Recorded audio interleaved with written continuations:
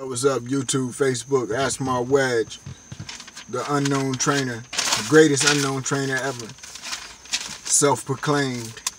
But yo, I'm gonna do another video if God's willing, on a not so popular fighter. I had the pleasure of meeting the brother, well, talking to him anyway, and real positive guy, real cool. His name is Steve Upsher, if I'm saying the name right. Stevie Upsher. People might know he fought Berto and a few other names, but he had I guess a pretty full career. You know, I think he got a couple. I think he actually told me he got a couple of more years in him. So you know, he had some experience. He enjoyed this beautiful life of boxing. Of course, everybody don't get the same light and the same fame, but you know, that's neither here nor there. It's all about how you come out of the game. Do you come out benefited, or you know, are you coming out scarred up and, you know, knocked out or used or broke? You know, having it and then losing it all. What was your situation? So that's gonna be the key, or the measurement of success. Is not so much who you beat and how much money you made, but did you master your art, and did you beat yourself, and did you end up with some wealth and health? You know, and I think he's doing pretty good with himself. I think he's doing good with he's pretty confident and pretty at ease with his achievements from what I get from talking to him. Like I said, I don't know him too close, but real positive cat. And I told him I'll do this video, and he, you know, he didn't mind. You know, it was no big deal. His brother is Eddie Chambers, and I can't remember the trainer that he's working with now, but he really loved that trainer. You know, he talked a lot about him. I just wanted to also keep in mind, I want you guys to keep in mind, my analyst is based off of prior fights that doesn't represent what he's achievements that he's made lately. You know, I'm going off of fights that was in the past, and these are the only ones I could find. Maybe if I do a number 2 to this, because who knows what he'll do from now on. He might, you know, come back and be even better, because you know, he may even come back for the championship and make his name a lot bigger, and then maybe I can do a second video and I'll have better material and a better understanding. So you can't go 100% off of what I'm coming with now. So I'm letting you guys know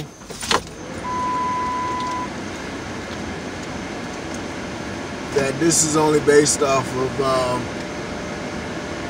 this analyst is only based off of the information I got, the fights that I saw. It's negative and it's positive, and also when I do analysts personal situations like this, the fighter can take something good from it. You know, leave the bad, leave the rest. You know, I'm sure it's some good in what I say. I have some experience, so I'm sure it's some good in what I might say. So he can take the good, and if he already improved on it, just leave it. If he didn't improve on it, he can take the good and improve on it. But let's see what I started with. I started with his jab. He got a good jab. It's sharp. It comes off quick. His timing is good with it. He just don't use it enough. He don't use the jab enough. You know, he's not really consistent with the jab. And he needs to anticipate a counter off of his jab. He's pretty easy to hit because he moves the same way off of his jab. Even though he'll land the jab from time to time because it's so quick and it's so sharp, that he'll hit his target, but his retreat is always the same way and with his hands way down. So, you got to have two parts of the game when you fight. You got to have an offense and a defense in every action you make. If you hit somebody, you have to act like somebody's going to try to hit you back. You can't act like you just free will and just hit people all the time. You got to have a counter move. His footwork.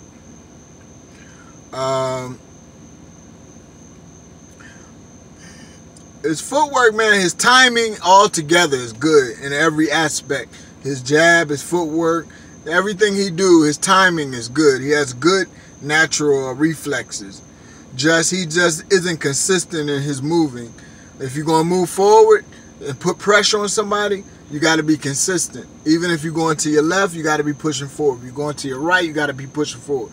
You're constantly pushing in a half an inch every step, left or right, that you're making. Consistently until you get a person on the ropes.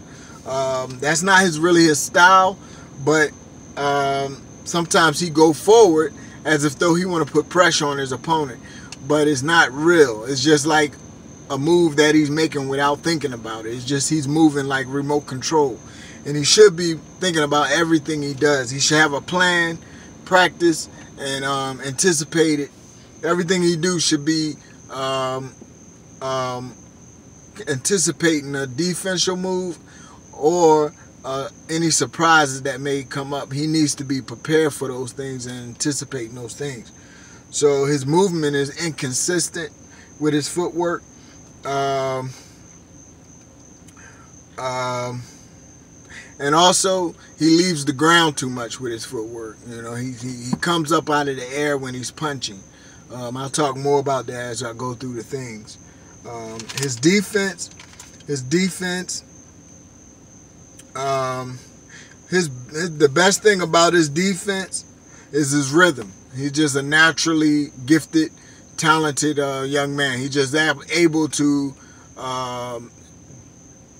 be with it. You know what I mean? He's in the fight. He's able to avoid punches because it's just his reflexes is just unbelievable. He's able to move really swiftly.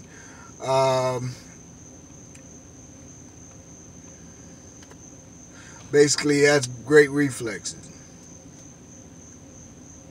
Other than that, he don't present much defense. He don't do a lot of moves. He don't have a lot of anticipation for his opponents. Only way you're gonna hit him is if you fortunate enough to catch his timing and catch him with a punch, because he don't have any defense. The punches that he's been hit with in the fights that I'm watching were all his fault. I haven't seen anybody really time him and set him up for a punch. It was always because of his lack of bringing his hands up, lack of moving his head, lack of moving the right way at the right time, and just anticipation in general. He don't anticipate well. So his defense, he needs to learn also how to block properly. He puts his hands up like this and catch punches. Many people don't do it right. They put his hands up.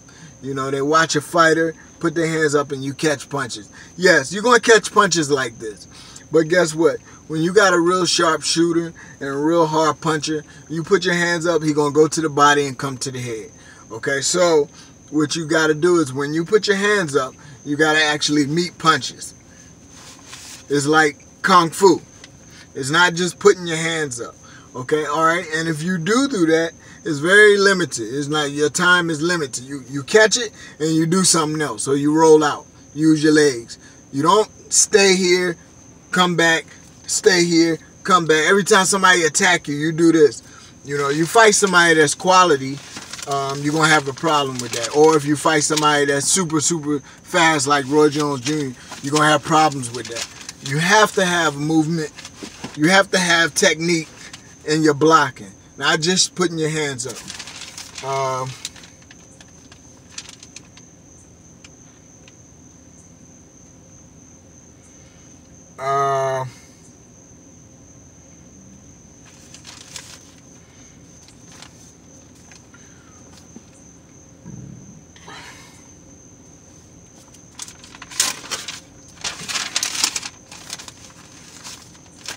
I talked about his timing a little. You know, he has great natural ability timing. I don't even think he has to practice that. I think it's his natural ability.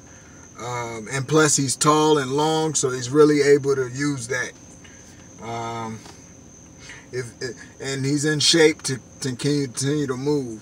It's really hard to set him up. He's almost, I haven't seen him get set up with punches. He's just unbelievable.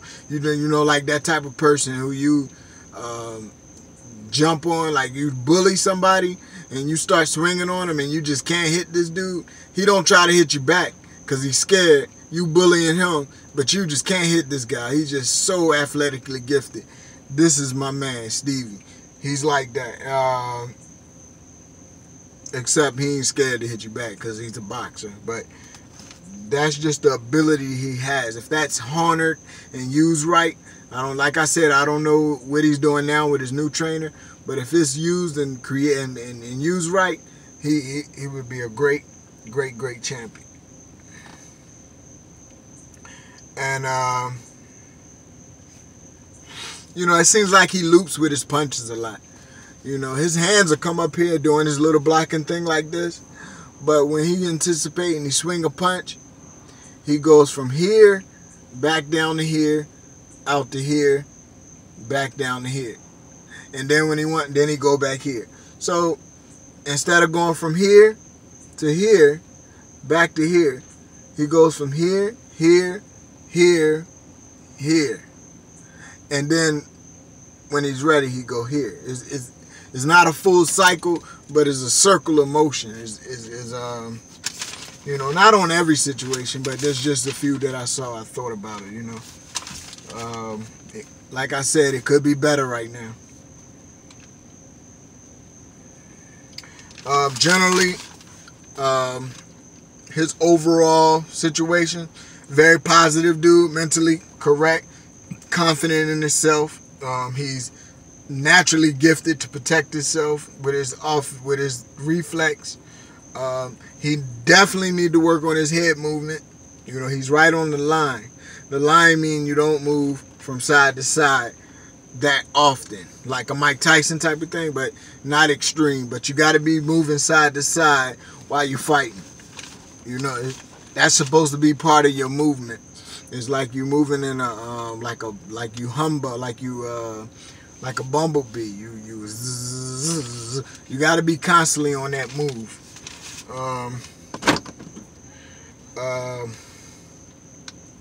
He need to work on catching his punches.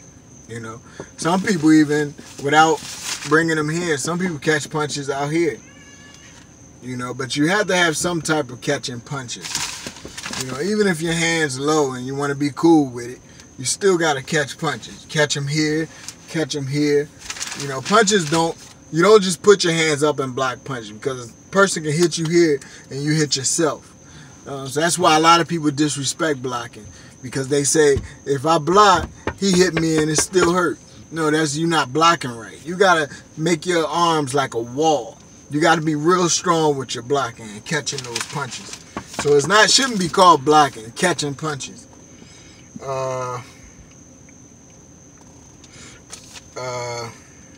And he need to sit down. This one I know for sure, Stevie. I may be wrong in everything else, but big bro, you need to learn how to sit down on your punches. When you punch, you gotta sit down on the ground. Sit down and then get back up. Sit down don't mean be a Joe Frazier. It don't mean to stay down. Sit down mean you gotta get down to block. You gotta get down to punch. You gotta get down to throw a combination. You gotta get down to move. You gotta get down. Get up, get down, get up, get down, get up, get up. Now, you gotta be quick with it. And that takes practice. But other than that, man, it was nice meeting the brother. Real positive. I haven't even checked out Eddie. You know, I need to check out some of his fights too, man. You know, that's his family. I heard of Eddie Moore. You know, I'm from Philadelphia.